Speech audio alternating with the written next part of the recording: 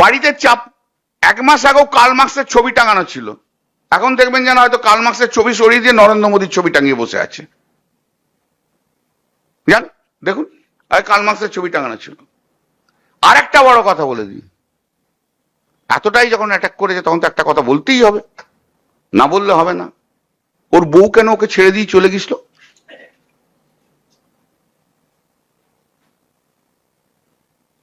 একা একা কেন ঘরে থাকতো? কোনো আত্মীয় স্বজন নেই কেন? কেউ নেই কেন চারিদিকে? যখন সব ইন্টারভিউ দিত তখন চাটাও নিয়ে আসতো, বাড়িতে একটা কাজের লোকও থাকতো না, বোধহয় ভয়ে থাকতো না। হ্যাঁ, কেন ছিল? সমাজে মেশার মতো স্ট্যান্ডার্ডের উনি মানুষ ছিলেন না, এখনো সমাজের স্ট্যান্ডার্ডে মেশার মতো মানুষ নন উনি। অপদার্থ জজ ছিল, অপদার্থ কিছু হালকা ম্যাটার করেছে, সিবিআই করে ও ভেবেছিল একটা বিশাল বড় কিছু করেছি।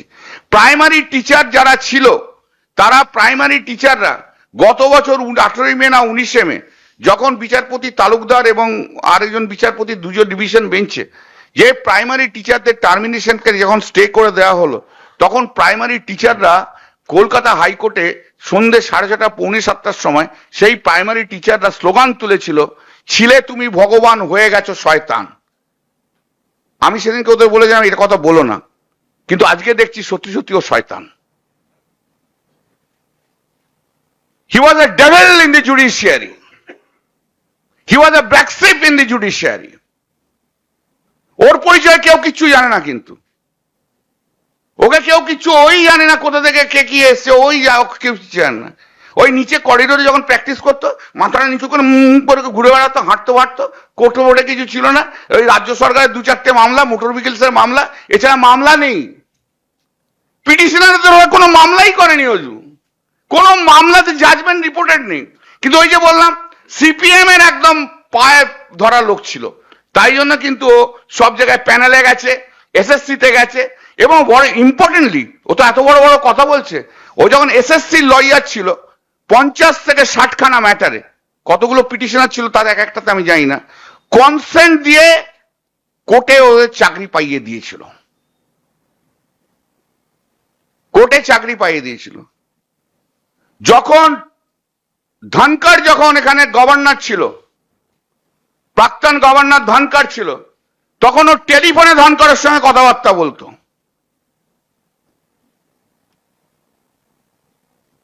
ও এখন শুভেন্দু অধিকারীর পায়ে ধরে ভারতীয় জনতা পার্টিতে গেছে, একদম শুভেন্দু অধিকারী পায়ে ড্রাইভ মেরে দিয়েছে। ও নিজের কেরিয়ার তৈরি করার জন্য শুভেন্দু অধিকারী পাটা ধরে নিয়েছে, তাই জন্য ও শুভেন্দু অধিকারীর মধ্যে ভগবান দেখতে পাচ্ছে, ওর মধ্যেই ও ভগবান দেখতে পাচ্ছে। আর শয়তান কি করে ভগবান দেখবে বলুন?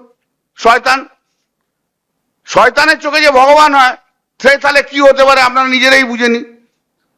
তা ওই একটা অ্যাটাক করে, যে ও তো সবাইকে অ্যাটাক করে, আমাকে অ্যাটাক করাটা নতুনত্ব কিছু নয়। ক্লিন চিটের মধ্যে শুধু শুভেন্দু অধিকারীকে ক্লিন চিট দেওয়া নয়, ওই নারদা স্প্রিং স্ক্যামে তৃণমূলের যত তাবড় নেতাদের আমরা দেখতে পেয়েছিলাম হাত পেতে ঘুষ নেওয়া হচ্ছিল, সবাইকে উনি ক্লিন চিট দিয়েছে। তাহলে কিছুদিন আগে পর্যন্ত উনি যখন বিচারপতি ছিলেন উনি দুর্নীতির বিরুদ্ধে কথা বলছিলেন, হঠাৎ করে এমন কি হয়ে গেল বিজেপিতে যাওয়ার পর দুর্নীতির বিরুদ্ধে উনি আর স্পষ্ট করে কথা বলতে পারছেন না, চোরেদের ঘুষখোরদের পক্ষে তাকে কথা বলতে হচ্ছে।